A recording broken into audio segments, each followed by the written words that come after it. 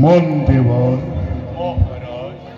আছে কুফলে মোৰ অযোধ্যাৰ বৃহৎপতানে অভাৱ অনাটন অৰ্থবা বহিঃশত্ৰুৰ আক্ৰমণে জৰ্জৰিত কৰে নেকি মোৰ প্ৰজাগণৰ জীৱন জনাওক সকলোতে মোক নকৰো পলক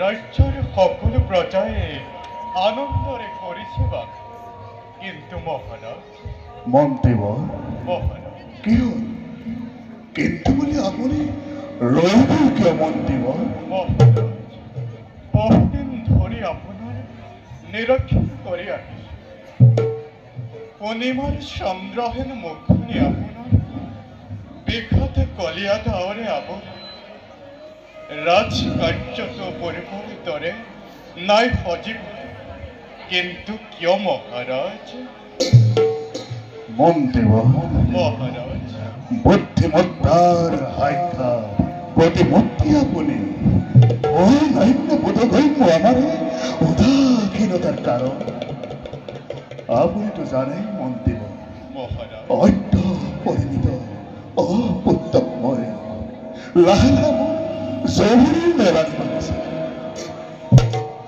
বাধ্য কয় দেৱহী দেখা সন্তান জন্ম নহলে মহান বংশৰ ৰক্ষা হব কেনেকৈ কোনে দিব জলপিণ্ড দান কোনে কৰিব এই অযুত শাসন মহাৰাজ এই কথা অগ্ৰজ নহ'ব মহাৰাজ বিধাতাৰে লিখন এইটো অখণ্ড মোৰ মনে কয় নিশ্চয় দেখিব এদিন আপুনি পুত্ৰৰ মুখ এইবোৰ ভাবি ভাবি মই কেতিয়াবা সঁচাকৈ অস্থিৰ হৈ পৰো কিমান যে নিত্যাবিহীন ৰজনী মই কৰিছো যাপন আপোনাক কেনেকৈ বুজাম মন্ত্ৰীব মহাৰাজ বুজো মই আপোনাৰ মৰ্ম বেথা বুজো মই আপোনাৰ উদ্বেগৰ কাৰণ কিন্তু মহাৰাজ মন্ত্ৰীব মহাৰাজ কি হ'ল মোৰ অযোধ্যাৰ প্ৰজাজন কিবা সংকটে তেওঁলোকক কৰিছে জুৰুলা আজি ৰাজ্যতে দক্ষিণ প্ৰান্ততে এমুঠি অন্নৰ বাবে প্ৰজাগণে কৰিছে পৰিত্যাগে ইয়াৰ এটি উপায় কৰক মহাৰাজ কি ক'লে মন্ত্ৰীবৰ দক্ষিণ অযোধ্যাৰ আজি অৱস্থা ৰাজন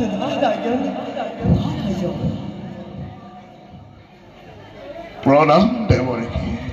ৰাজা, মহামন্ত্ৰী সুমন্তৰ কথা একেবাৰে সঁচা।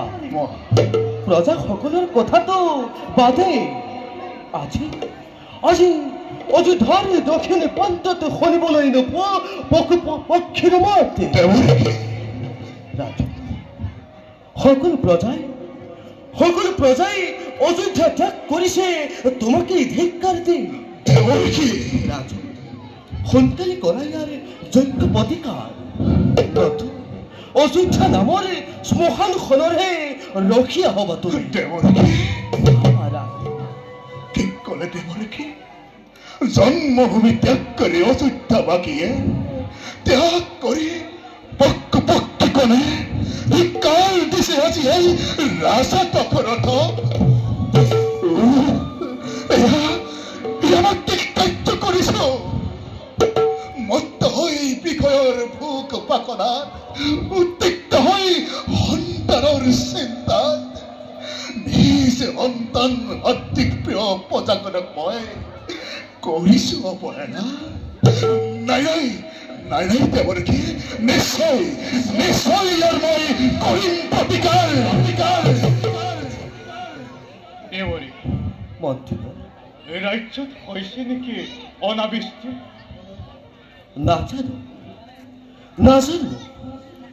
নাজানো কিয় ইন্দ্ৰৰ অধীন মেঘখনে বৃষ্টিপাত কৰা নাই আপোনাৰ শুভ ৰাজ্যত। শুনা দশৰথ, দিওঁ মই তোমাক হিতপদে। প্ৰথমেই যাত্ৰা কৰা তুমি অযোধ্যাৰ দক্ষিণ প্ৰান্তত ৰাজ সাহাৰ্য প্ৰদান কৰা ভোকাতুৰ প্ৰজাৰ মাজত। তাৰ পাছত যাত্ৰা কৰা ইন্দ্ৰপ্ৰস্থলৈ। সুধা দেৱেন্দ্ৰকিয়াৰ প্ৰধান কাৰণ আছে তোমাৰ শৰীৰত শক্তি। ৰাজন, পৰাস্ত কৰি দেৱেন্দ্ৰক বৃষ্টিপাত কৰোৱা অযোধ্যা ৰাজ্য। উত্তম দেৱৰকী, আপোনাৰ বাক্য হেৰুগত কৰি প্ৰথমে যাম মই প্ৰজাৰ মাজত। প্ৰদান কৰি অন্ন বস্ত্ৰ ৰাজ ভঁৰালৰ পৰা প্ৰজাজনৰ মই ৰাখিম যে। তাৰ পাছত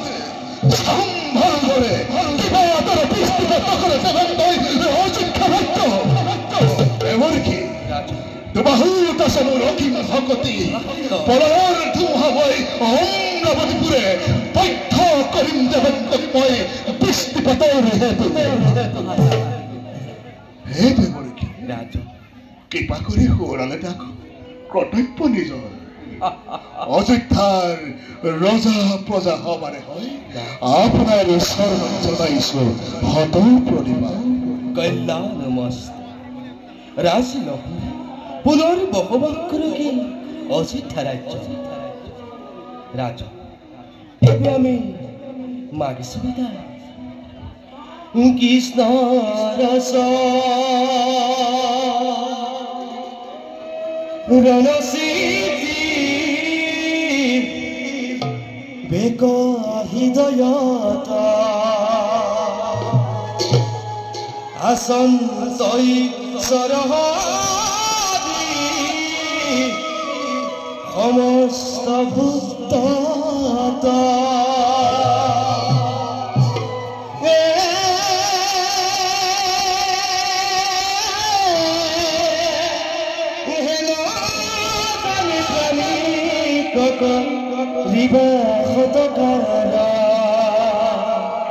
দেবে সেবি স্তুতি হবে